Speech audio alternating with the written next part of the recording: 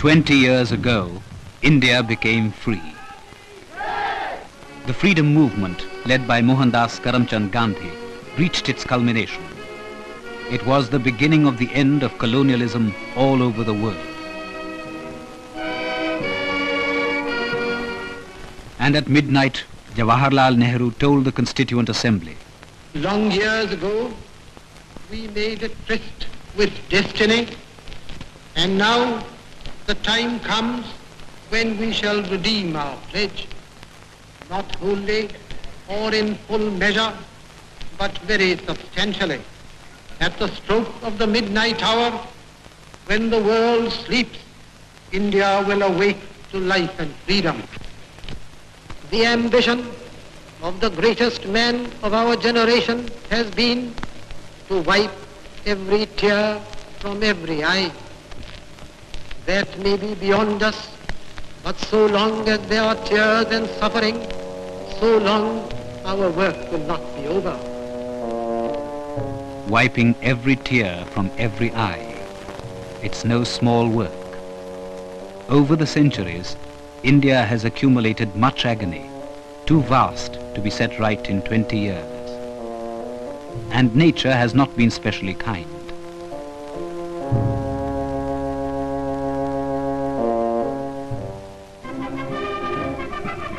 There have been moments of joy and glory.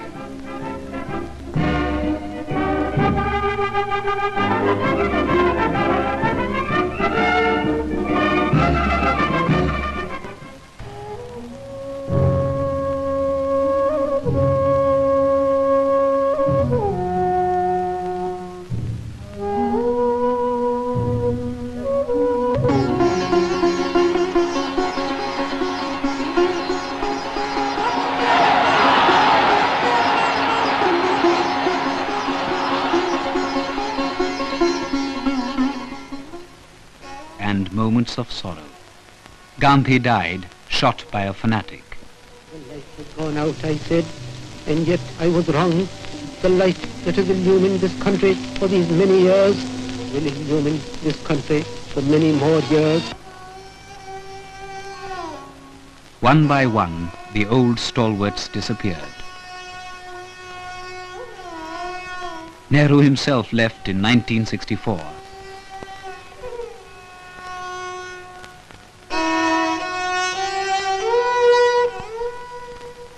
It should be our endeavor to try to open a new chapter in Indo-Pakistan relationship.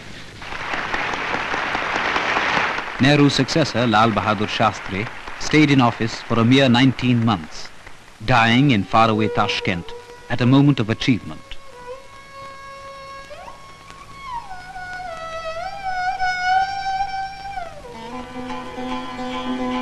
Winning freedom, India achieved internal unity. In the place of a British India and Maharaja's India emerged a people's India. The princely states were integrated. Hyderabad was the last to merge. In Goa, the Portuguese were made to give up their colonial toehold. Kashmir's accession came after a challenge from Pakistan.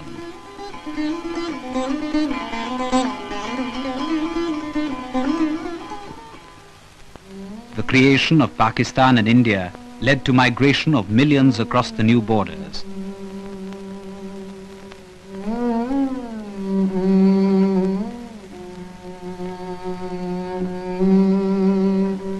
Nine million have come from Pakistan and have been resettled.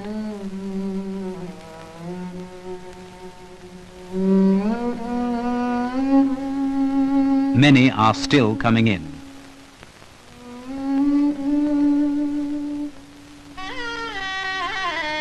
A full-blooded republic was proclaimed in January 1950. The Constitution, drawn up by the Constituent Assembly, is a charter of liberty, social justice and equality, and an instrument of peaceful change. The ancient curse, untouchability, was abolished.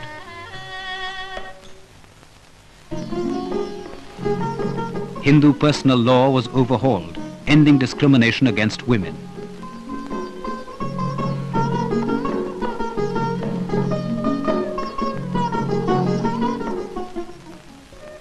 The tradition of rural government was revived.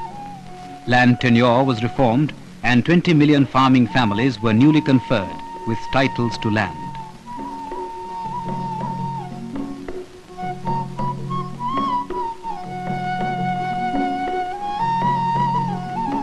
Under the guidance of Vinoba Bhave, a movement was launched for voluntary transfer of land from the rich to the landless.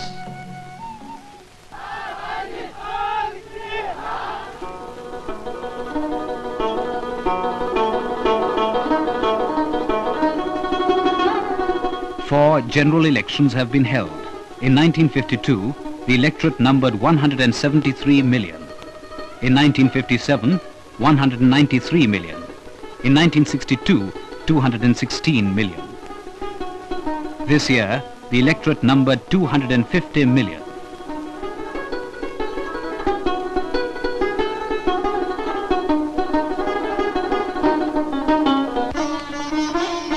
The transition has been remarkably smooth.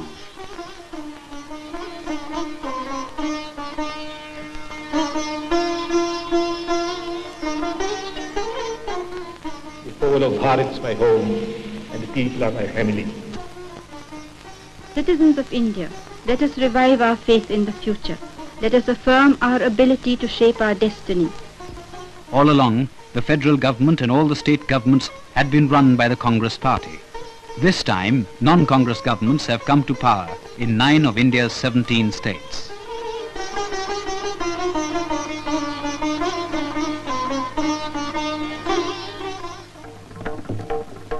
The map of India has changed in other ways. New names have come up. Cities and industrial centers, unknown, non-existent 20 years ago, creating a new rhythm of life.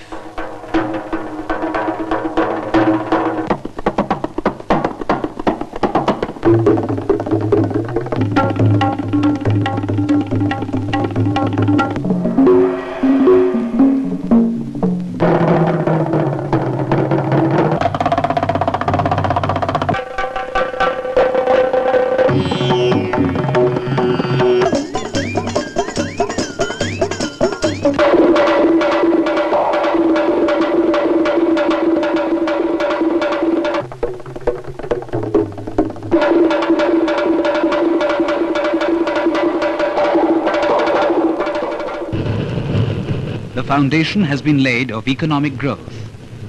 Basic industries have been built up to modernize India, to make it strong.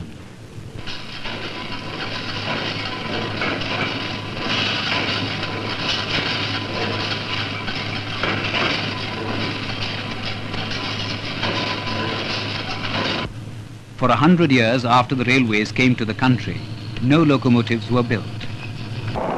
For 100 years after textile mills were started, textile machinery was all imported. Once free, the country began making machinery, first of borrowed design, then of its own design.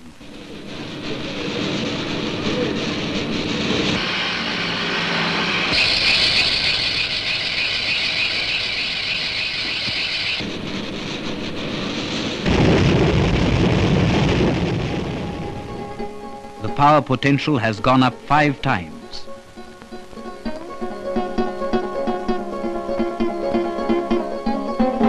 A petroleum industry has been built.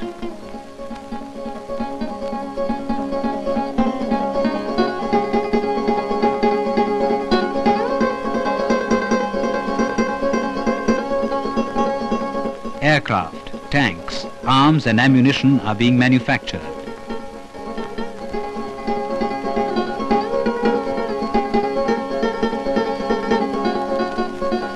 Ships are being built.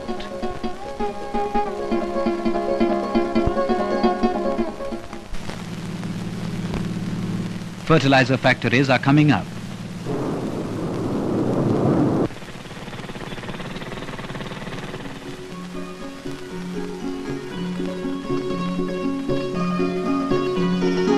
only 3 or 4 nations in the world have more engineers or more atomic scientists.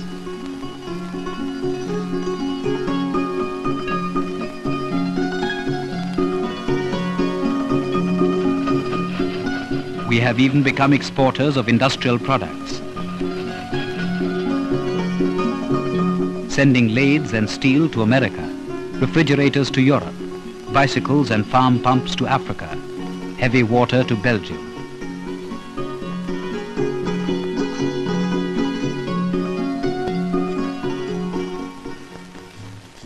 We have believed in growth through peace and in developing with the friendship of other countries.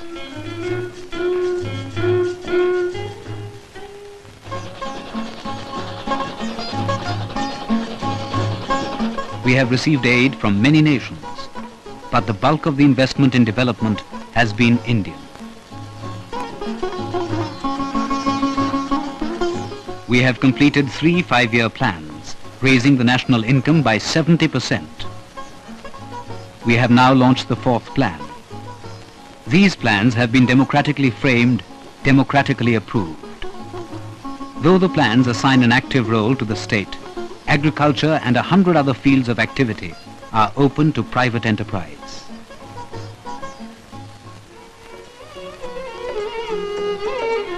The social fabric has changed.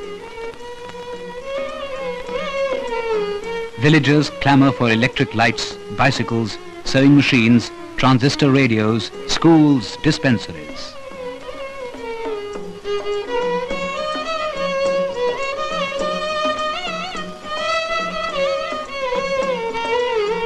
Malaria has been wiped out, epidemics checked.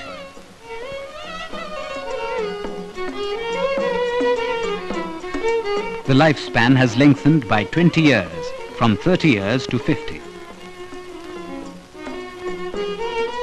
Backward classes have scholarships and loans for farming.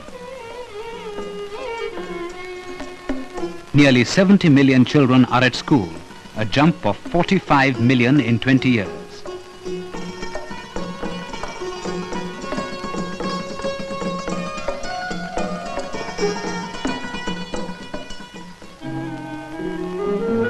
Facilities for higher and technical education have increased many-fold.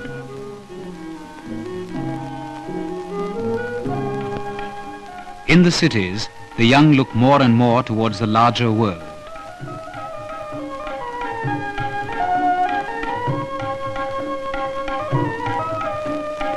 The cities themselves have grown, bursting with modern buildings.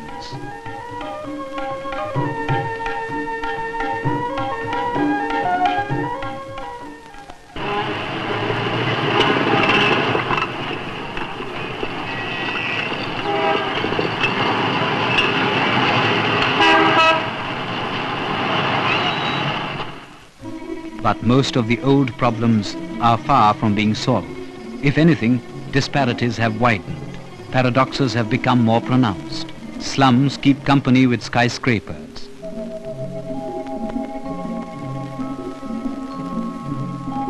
Cows with motor cars.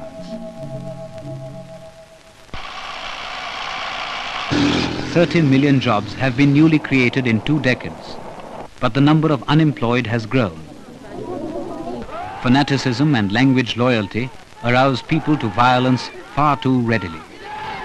As Dr. Radhakrishnan said, the unruly behavior of some members in our legislatures, the factions, caste disputes and political rivalries that have disrupted many a state, fasts unto death and even threats of self-immolation, riots and sabotage directed at almost everyone, from vice chancellors to student leaders, have raised in many minds doubts about the stability of a united democratic India.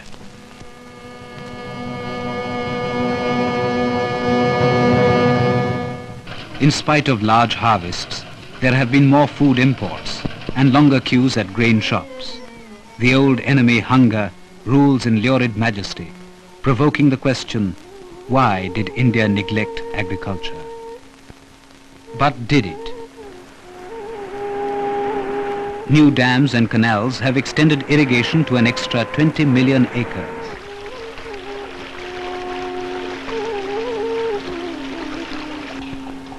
In addition, thousands of tube wells have been dug, hundreds of thousands of farm pumps installed.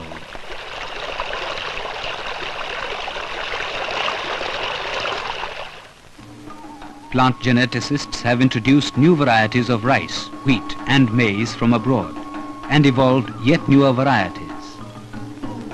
The use of fertilizer has increased 17-fold. The total harvest of grain did indeed go up from 55 million tons to 89 million tons 2 years ago.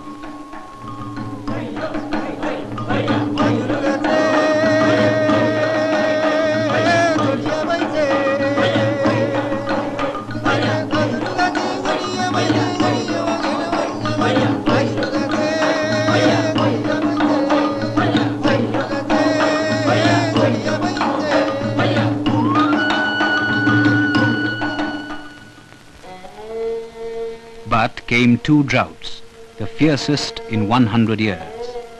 They have eaten up much of the gain, nullified much of the achievement. Only through prompt efforts of official and voluntary agencies and foreign sympathy have we been able to prevent the kind of mass deaths that marked famines in the days before freedom.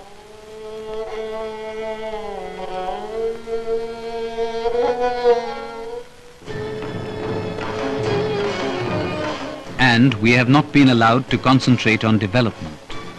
We had to defend Kashmir in 1947. China, whom we befriended, turned against us and invaded our territory in 1962.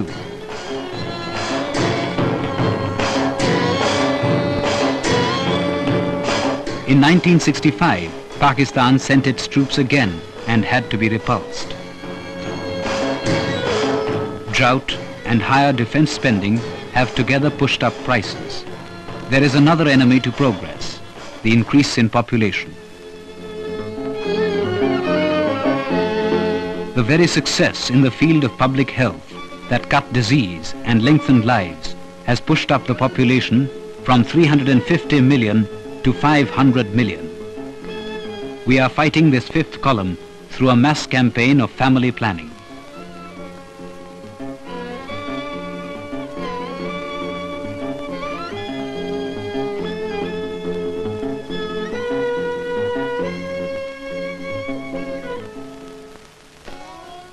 Developing the concept of non-alignment, India has wielded an influence in world affairs far beyond its military and economic strength. It has undertaken missions of peace in Korea, Vietnam, Gaza, Congo.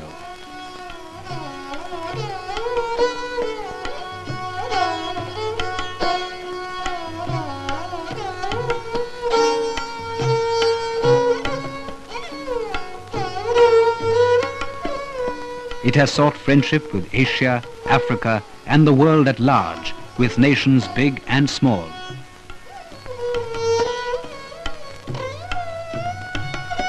Its scholars and artists are welcome everywhere.